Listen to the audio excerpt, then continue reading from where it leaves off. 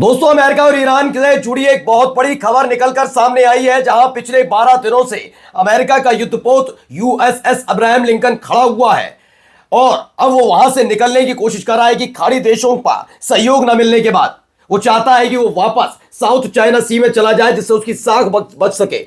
इन सब के बीच ईरान ने बैलिस्टिक मिसाइल दाग दी। यही नहीं, आज आपको दिखाऊंगा एक ऐसा युद्ध अभ्यास बिल्कुल यूएसएस अब्राहम लिंकन नाम के इस युद्धपोत के पास कर दिया, जिसने अमेरिका की मुश्किलें बढ़ा दी। और तो और 5,000 अमेरिकी सैनिकों की कब्र खुद गई ईरान के अंदर। क्या हुआ है जिसने अमेरिका को न केवल बेचैन किया, बल्कि अब ट्रंप चिल्लाने लगे, डील कर लो, डील कर लो, डील कर लो। तो क्या अमेरिका ने ईरान के सामने सरेंडर कर दिया है? क्योंकि अमेरिका का एक एक प्लान पूरी तरह से ईरान के साथ तनाव के बीच ध्वस्त होता हुआ नजर आया है। आज की 2-3 बड़ी खबरें आज आपको दिखाने जा रहा हूं। कहां बैलिस्टिक मिसाइल दागी, क्या हुआ और उसके बाद किसने खोद दी 5,000 अमेरिकी सैनिकों की कब्र। नमस्कार, मैं हूं प्रज्वल गौतम और आप देख रहे हैं न्यूज सर्किल।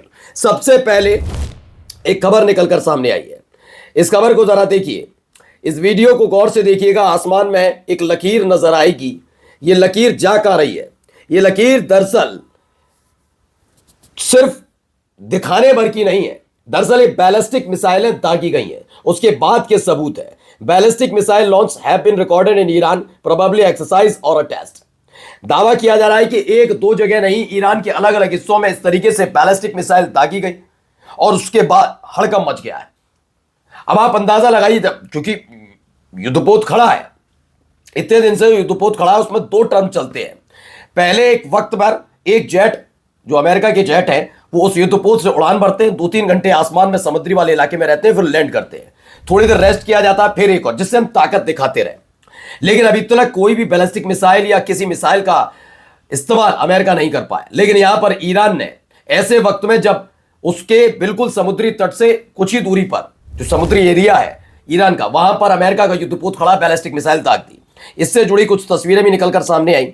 ये देखिए, इस इमारत के ऊपर आपको बहुत आगे जाकर देखेंगे तो एक लकीर नजर आती है। यहां भी बैलिस्टिक मिसाइल का, ये देखिए झाड़ियों के पीछे से किसी ने फोटो लिया, आसमान में ये लकीर आपको नजर आ रही होगी। ये भी बैलिस्टिक मिसाइल दागी गई है और ये आसमान में स्पष्ट तस्वीर भी आपको नजर आ रही होगी। यहां पर भी बैलिस्टिक मिसाइल दागी गई है। अब क्या, Iran launch snap missile drills across the country. बताया गया है कि ईरान ने एक के बाद एक मिसाइल दाग कर ये ड्रिल की है। इसे ड्रिल का नाम दिया गया है कि ड्रिल कर दिया है ईरान ने। लेकिन ये अमेरिका को थर्राने के लिए काफी है, क्योंकि जहां एक तरफ ये सब हो रहा था, ठीक उसी वक्त एक वीडियो भी निकलकर सामने आ गई। वो वीडियो भी जरा पहले आप देखते चलिए।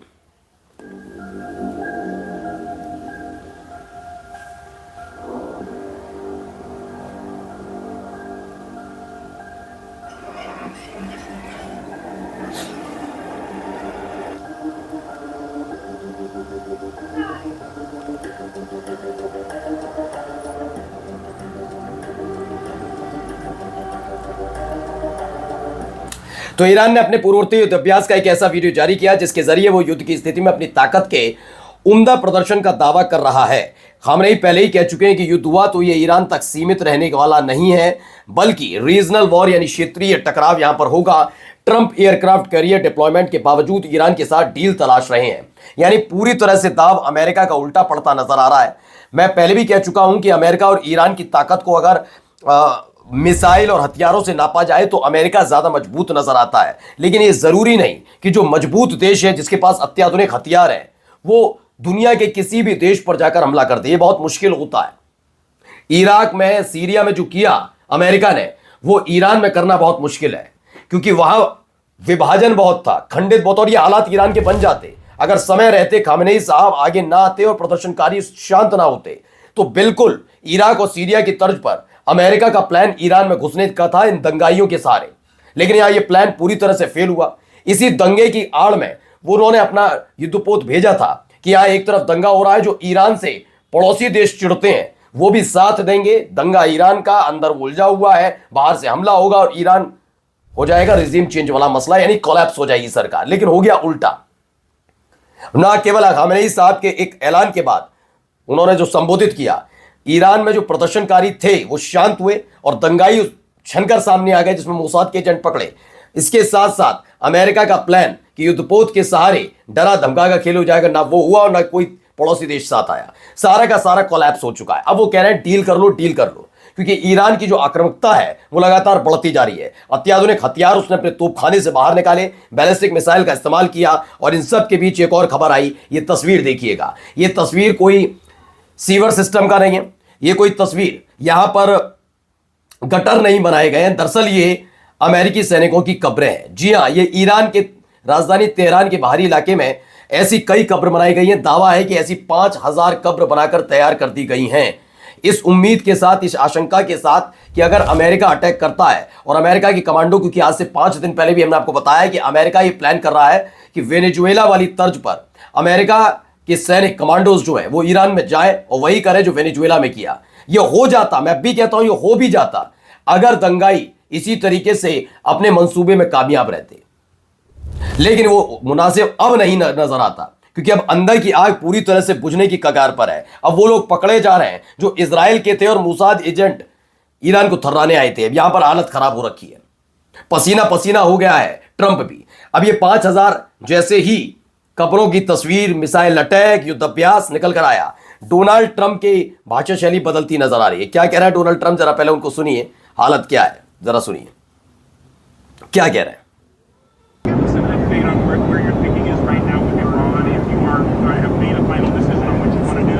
certainly can't tell you that, but we do have very big, powerful ships heading in that direction, as you know. I can't tell you, but I hope they negotiate something that's acceptable. तो Iran पर Trump का बड़ा बयान है, हमारे बहुत बड़े और ताकतवर युद्धपोत उस दिशा में जा रहे हैं, लेकिन मुझे उम्मीद है कि ईरान कोई ऐसा समझौता करेगा जो स्वीकार्य हो। यानी अभी भी अमेरिका चाहता है, दरअसल क्या है, आपको लग रहा हो तो धमकी दे रहा, नहीं, दरअसल इसमें सारा खेल इस बात को लेकर चल रहा है कि कैसे भी करके वहां से अपने युद्धपोत को निकाला जाए। क्योंकि दरअसल बिना कुछ किए, क्योंकि लंबी लंबी फेंक दी अमेरिका ने, ट्रंप ने, ये कर दूंगा वो कर दूंगा, दंगाइयों के साथ कुछ किया तो देख लेना, मेरी नजर तुम पर है, टारगेट है खामेनेई साहब का, लोकेशन मेरे पास है, न्यूक्लियर फैसिलिटी तुम्हारी, बहुत सारी बातें। हुआ कुछ नहीं, ढाक के 3 पात रह गया। और कर देता अमेरिका, हमला करता, अगर ईरान का कोई भी एक पड़ोसी देश आगे आकर कहता कि हम अमेरिका के साथ करो ईरान पर हमला, तो कर देता। लेकिन वो जानते हैं कि अमेरिका की फितरत है कि अगर इस पर दांव उल्टा पड़ा और ईरान के हमले ज्यादा ताकतवर रहे तो ये भाग जाएगा और दोनों देशों में लड़ाई जारी रहेगी। इसलिए उन देशों ने साथ नहीं दिया। अब अमेरिका चाहता है इस साख बची रहे, इज्जत बची रहे, और उसके आधार पर यहां से हम बाहर निकले। खुद भी निकलने के लिए तैयार बैठे हैं। और देखिए क्या कह रहे हैं खामेनेई साहब ने, क्या कहा था, American should know if they start a war this time it will be A regional war. कह दिया है अमेरिकन इस बात को समझ लें, अगर युद्ध शुरू हुआ तो ये अकेला सिर्फ अमेरिका और ईरान का युद्ध नहीं होगा, बल्कि क्षेत्रीय टकराव पैदा करेगा। क्योंकि इजराइल तो पहले से ही टारगेट पर है, लेकिन इसके साथ साथ वो तमाम मुस्लिम देश भी जो हैं तो हमारे दोस्त, लेकिन उन्होंने अमेरिका को बेस कैंप के नाम पर पनाह दे रखी है, वो भी टारगेट पर आएंगे। रिहायशी इलाका नहीं होगा, आम जनता नहीं होगी, बल्कि अमेरिकी बेस उड़ा दिए जाएंगे। नमस्कार।